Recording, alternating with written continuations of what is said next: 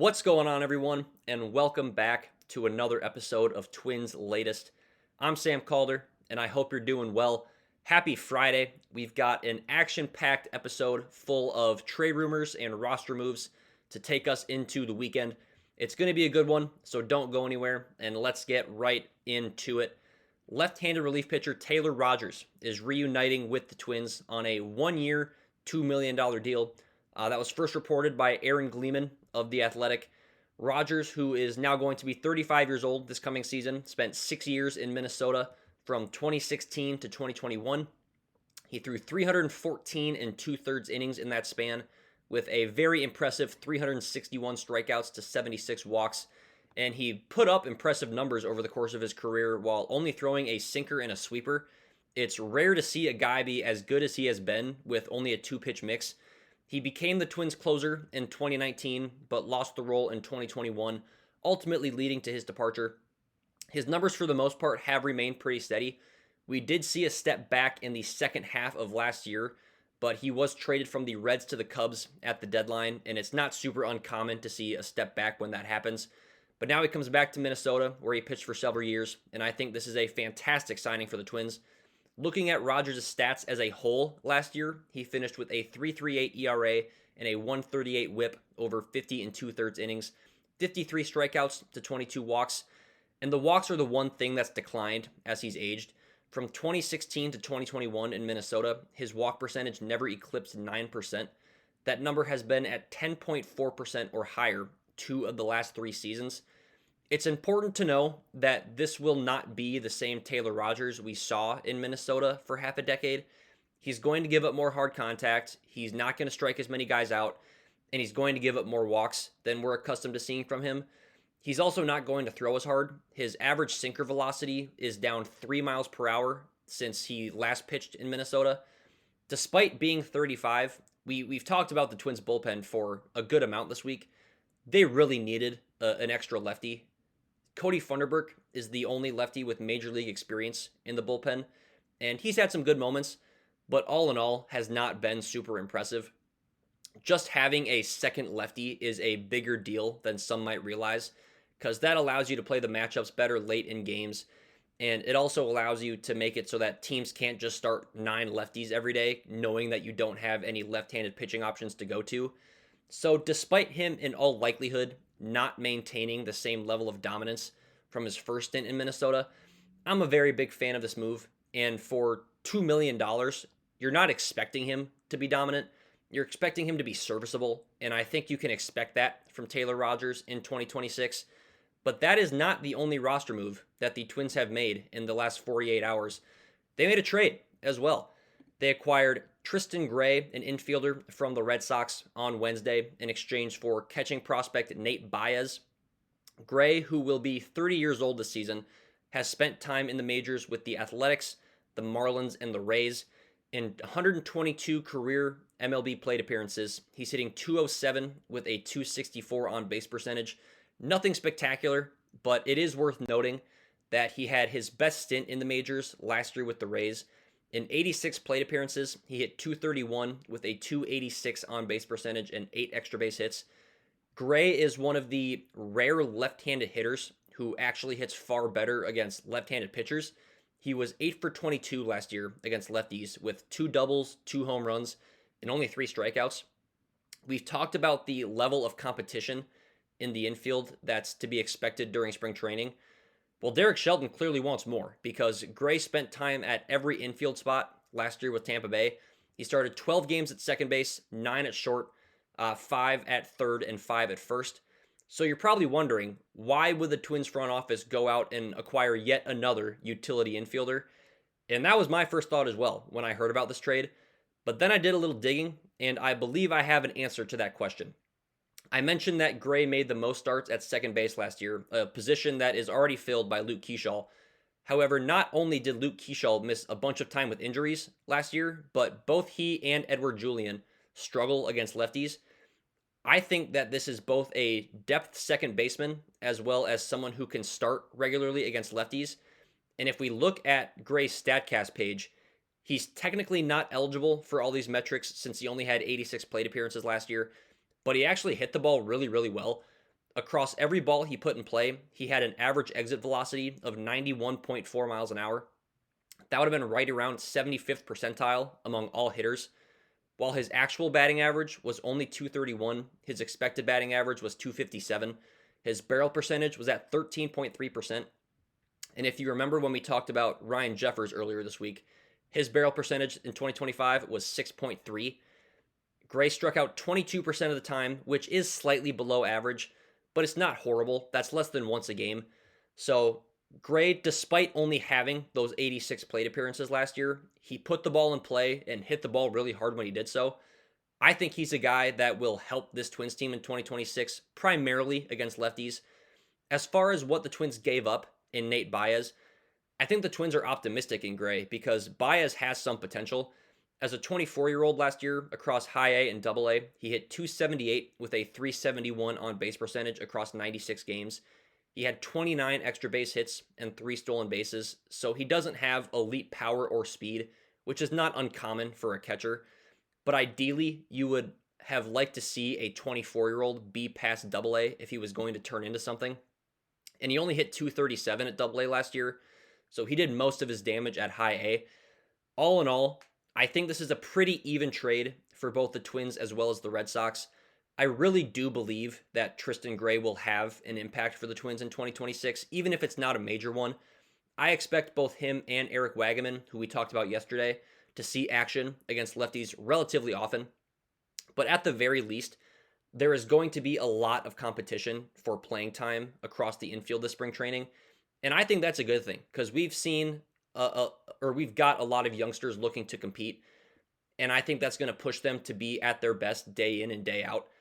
Moral of the story, I'm a fan of Tristan Gray. I like this trade for the Twins. And the Twins may still have moves to make before spring training because Trevor Larnach, according to Aaron Gleeman, is not expected to be at Twins Fest, which is taking place today and tomorrow. Trevor Larnach was the Twins first round pick, in 2020 and is projected to be the Twins' primary left fielder in 2026. But it would make sense if he were being shopped around because there's so many utility options on this Twins team that could fill that role. I'm not the biggest Trevor Larnach fan. He's all right, but I don't consider him to be a difference maker for the Twins. Last year, he hit 250 with a 323 on base percentage and 17 home runs across 142 games. He's a very pull heavy hitter, and that doesn't always play super well at target field with that wall in right center and the boxes and straightaway right field. Looking at his expected numbers on StatCast, they were pretty on par with what his actual stats turned out to be. He might have ever so slightly outperformed what the expected stats reflect, but he largely played to the level he was expected to. He does hit the ball hard. His average exit velocity was in the 69th percentile, but he's a below average defender in left field with a below average arm and below average speed. So what might a Trevor Larnach trade look like for the Twins? Who might be some good teams to shop him around to? An ideal fit would be a team that needs another lefty to either plug into the outfield or be a pinch hitter late in games against a righty. We talked about the Mets being a good fit for Byron Buxton earlier this week, but they just traded for Luis Robert from the White Sox, so they're probably out of the mix for another outfielder at this point. And while the Braves, the other team we talked about with Buxton, could still be on the table, I think they would need a righty more than a lefty, so I think they're probably not the most ideal landing spot for Larnach. There are a couple of other National League teams that I think would be good trade partners for Trevor Larnach, and funny enough, they're actually in the same division. The first team that stands out to me is the Arizona Diamondbacks. This is a team that needs help in the outfield as well as at DH. I brought up the stat WRC Plus yesterday. There are 4 players in the Diamondbacks projected lineup with a below average WRC Plus. 3 of those 4 players are either in the outfield or at DH. The Diamondbacks also need another left-handed hitter, and Larnach would slot in as the D-backs' primary left fielder who could be platooned against lefties. And the Diamondbacks are just a couple years removed from making the World Series. So this is a very talented team. So what would a return from Arizona look like? If it's a 1-for-1 swap, which I kind of anticipate it would be, since I don't know that we'd be able to get multiple prospects in return for Larnach, the name I really like is Manuel Pena. Pena is a first baseman who can also play some third base, He'll be 22 this season, and at Double A last year, he hit 288 with 14 home runs and 44 total extra base hits in 106 games. Now, you might be saying to yourself, there's no way Arizona would give him up with those kinds of numbers. As good as those numbers were, he really struggled when it came to drawing walks, and 14 home runs is usually not a great sign for a first baseman who played that many games. On top of that, his WRC plus was below 100, meaning he was technically a slightly below average hitter despite hitting 288. But there are still enough tools and upside that, in my opinion, he would be worth taking a shot on. The other team that stands out to me in a potential Trevor Larnach trade is the San Francisco Giants. They need some outfield help, whether that be a depth piece or a starting corner outfielder, as well as a DH option. They have a highly touted prospect named Bryce Eldridge as their projected DH, but he saw some MLB action last year, and granted, very small sample size, but he was flat out terrible, so it wouldn't be the worst idea for them to let him start at AAA and get some confidence back before recalling him up. As far as what a return piece would look like from the Giants, the name I'm drawn to is outfielder Jonah Cox. The surface level numbers don't jump off the page.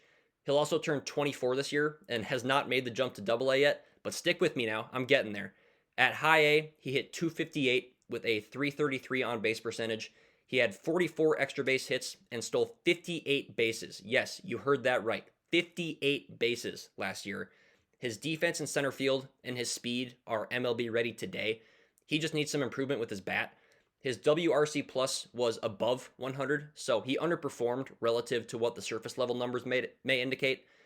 He may never turn into anything crazy, but there's lots of upside for Jonah Cox. But those are a couple teams that I could see being involved in the Trevor Larnach sweepstakes, if there is one. I don't know how likely it is that he actually gets traded, but with how many options the Twins have to fill in at left field, it wouldn't shock me.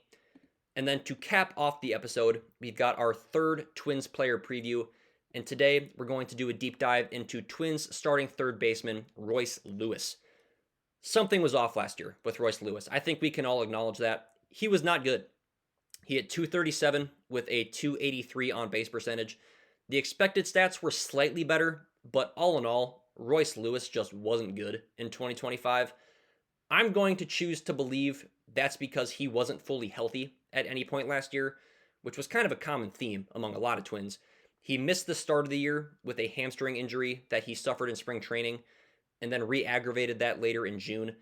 And lower body injuries like that usually don't just fully go away at any point during the season. So my guess is that kind of just kept nagging at him for the remainder of the year. He wasn't hitting the ball as hard consistently either, so I think that hamstring injury really threw things off over the course of the year. But looking ahead to 2026, I think the ending to 2025 is a very, very good sign of what's to come. He hit 257 over the last month of the year, and in that span, he stole 9 bases, and he really hadn't ran at all prior to September. So it seems fair to say that he just wasn't fully healthy up to that point, and then he got back to fully healthy, or at the very least, very close to being fully healthy at the end of the year. According to Roster Resource, he's projected to hit 7th for the Twins this year, right in between Trevor Larnach and Victor Caratini. I'm not sure that we'll ever see, 2023 level Royce Lewis ever again, but if we can get 85% of that level of production, he will be a very useful bat in the lineup. And I really hope I'm wrong when I say that, by the way, because I would love to see Royce Lewis go on another MVP caliber tear like we've seen in the past.